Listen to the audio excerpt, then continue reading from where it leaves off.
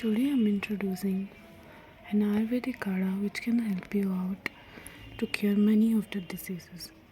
It presents itself as an elixir of many herbs like mulethi, cinnamon, elaichi, ajwain, water, jaggery powder, and